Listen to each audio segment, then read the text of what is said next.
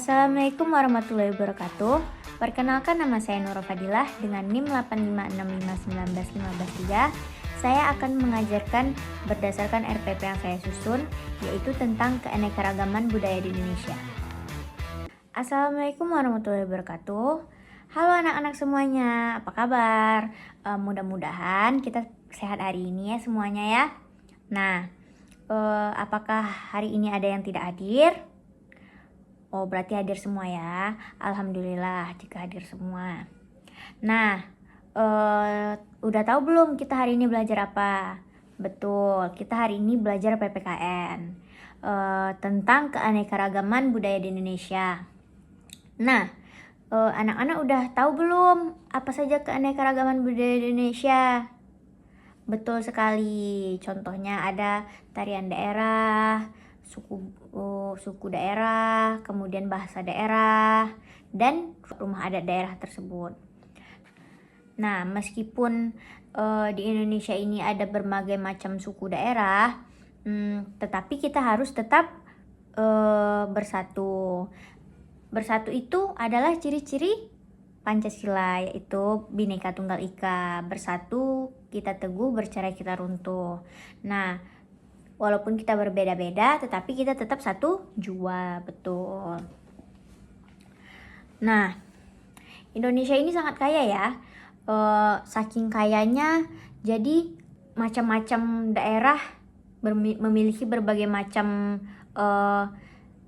sifat, memiliki berbagai macam pakaian, memiliki berbagai macam tarian, memiliki berbagai macam rumah adat. Nah, tetapi dengan kita yang berbagai macam suku ini, tentunya pemikiran terkadang bisa berbeda-beda. Nah, tapi kita harus menyatukannya dan tetap bersatu agar kita tidak tercerai-berai, betul.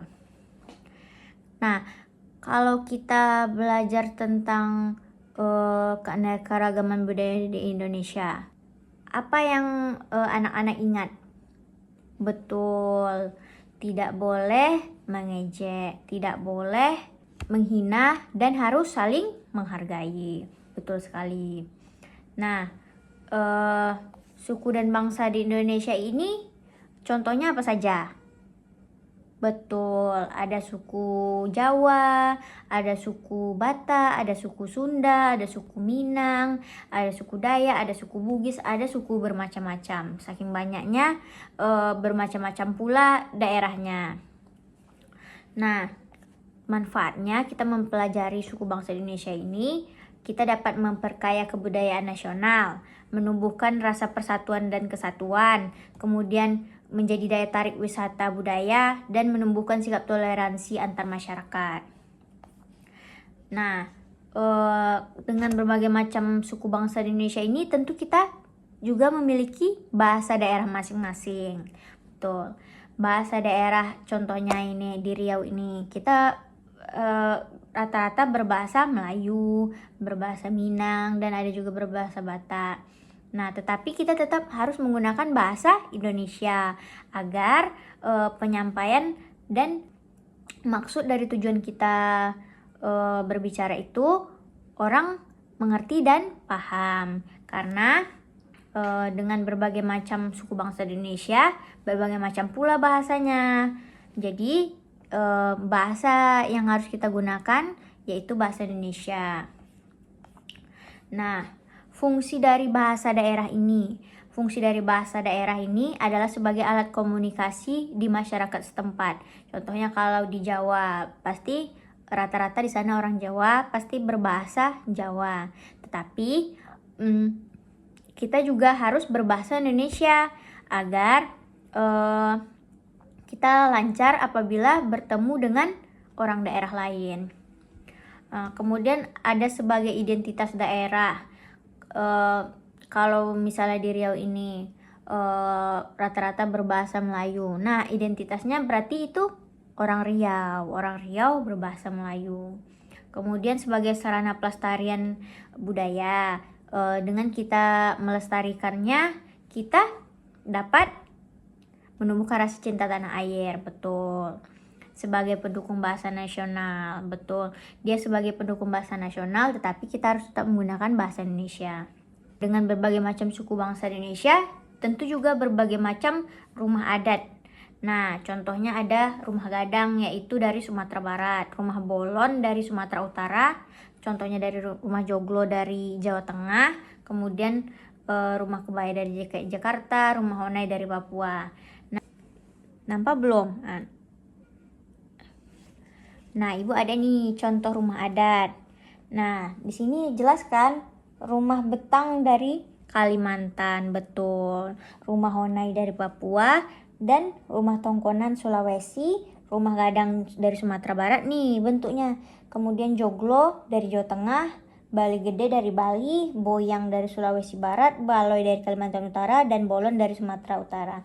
Nah, seperti ini bentuk rumah-rumah adat di daerah tersebut.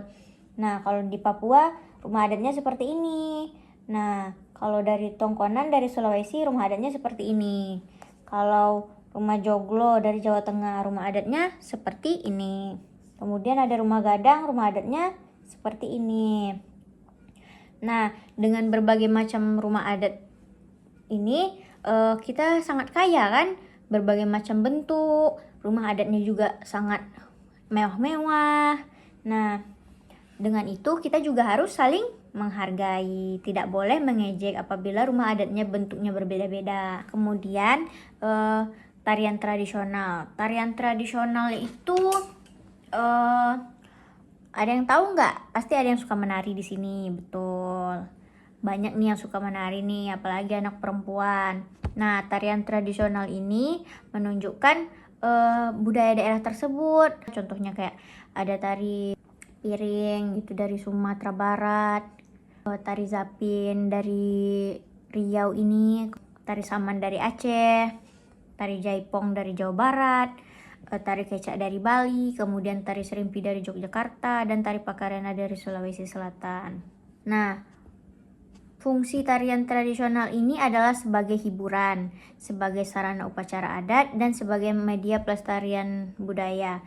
Nah, tari-tari ini ada yang digunakan untuk acara adat kan, misalnya di daerah tersebut ada upacara untuk menyambut tamu atau untuk pernikahan, pasti tari di daerah tersebut berbeda-beda. Contohnya kalau di Riau ada tari persembahan, itu bisa jadi untuk tari menyambut tamu atau untuk tari di pernikahan. Nah, dengan berbagai macam tarian daerah dan berbagai macam gerakan ini, itu suatu daya tarik untuk wisatawan. Nah, wisatawan menjadi tertarik dan melihatnya, wah Indonesia ini hebat sekali ya, dengan banyak sekali tariannya.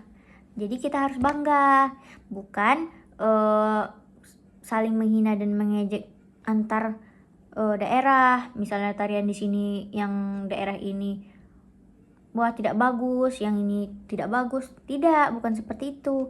Kita harus saling mendukung dan mensupport, karena semua tarian daerah di Indonesia ini sangat berbagai macam ragam dan sangat kaya. Kaya gerakan, biasanya gerakannya sesuai dengan daerah tersebut. Nah, ini contohnya adalah tari piring. Tari piring ini dari Sumatera Barat. Anak-anak tahu kan, biasanya tari ini menggunakan piring dan ada juga yang dipecahkan. Nah, tapi kakinya tidak terluka karena mereka sudah profesional. Tapi anak-anak jangan melakukannya di rumah ya, karena ini hanya dapat dilakukan oleh orang-orang yang sudah profesional. Kemudian ada tari saman. Tari saman ini dari Aceh, betul. Tarian ini melambangkan keselarasan, kerapian, dan keteraturan. Nah, biasanya nih tari saman ini seperti ini nih. Mereka gerakannya sesuai dan kompak gitu. Dengan berbagai macam suku bangsa di Indonesia ini, kita harus menghargai keberagaman budaya. Nah, Cara kita menghargainya tuh kita dapat menghormati adat istiadat daerah lain, tidak mengejek daerah tersebut, mempelajari dan melestarikan budaya di Indonesia, berteman tanpa membeda-bedakan suku dan budaya. Kemudian kita harus menghargai perbedaan bahasa dan kebiasaan, karena terkadang ada orang yang logatnya itu berbeda, tapi kadang ada yang ditertawakan, padahal itu tidak lucu, karena menurut mereka itu adalah bentuk ejekan. Seharusnya kita saling menghargai dan tidak menertawakannya. Kemudian kita harus bangga terhadap budaya di Indonesia ini yang berbagai macam ragam. Nah, manfaat dari kita menghargai keberagaman budaya di Indonesia yaitu kita dapat mempererat persatuan dan kesatuan bangsa. Kita dapat selalu bersatu dan rukun. Kemudian dapat menciptakan kerukunan. Nah, benar kan? Kita dapat menciptakan kerukunan dengan menghargai perbedaan tersebut. Kita juga dapat menghindari konflik akibat perbedaan. Kalau kita menghargai, kita tidak akan saling mengejek dan pasti hidup aman dan damai. Betul, kita juga menumbuhkan rasa cinta tanah air. Bersatu dengan kita tidak tercerai-berai. Nah, itu kita dapat menumbuhkan rasa cinta tanah air. Karena kita ini sebenarnya satu ya, kita satu Indonesia, walaupun berbagai macam suku, bangsa, dan budaya Indonesia. Nah, budaya Indonesia ini sangat kaya ya kan? Betul. Dari suku bangsanya, daerahnya, adat istiadatnya, rumah adatnya, tarian tradisionalnya, berbagai macam. Nah, apakah anak-anak bangga menjadi bangsa Indonesia? Bangga dong, harus bangga karena kita lahir di Indonesia dan kita harus mencintai berbagai macam ragam suku dan bangsa di Indonesia ini. Dengan begitu, kita telah menunjukkan sikap persatuan dan kesatuan Indonesia seperti Bhinneka Tunggal Ika. Mudah-mudahan kita dapat selalu bersatu, hidup rukun, damai, tanpa adanya iri, tanpa adanya sikap mencela, sikap buruk, sikap mengejek, agar kita sama-sama aman dan damai hidup di Indonesia ini. Kalau kita aman dan damai hidup di Indonesia ini, pasti semuanya bahagia, betul. Nah, semoga kita dapat menerapkannya dalam kehidupan kita sehari-hari. Nah, anak-anak, apakah ada yang ingin ditanya? Tidak, sudah mengerti ya semuanya ya. Mudah-mudahan semuanya mengerti dan dapat menerapkannya dalam kehidupannya sehari-hari. Oke, saatnya kita membuat tugas kelompok. Nah, untuk kelompoknya kita sudah bisa memilih ya, atau mau yang kelompok kemarin juga boleh. Nah, tugas kelompoknya yaitu kita mencari peta Indonesia, peta berbagai macam daerah. Oke, nanti kita kumpul dan kita tampilkan bersama. Anak-anak nanti dapat menyebutkan ini peta daerah mana dan ini peta daerah mana. Oke, mungkin itu saja yang dapat Ibu sampaikan. Lebih dan kurang Ibu mohon maaf. Ibu akhiri dengan Assalamualaikum warahmatullahi wabarakatuh.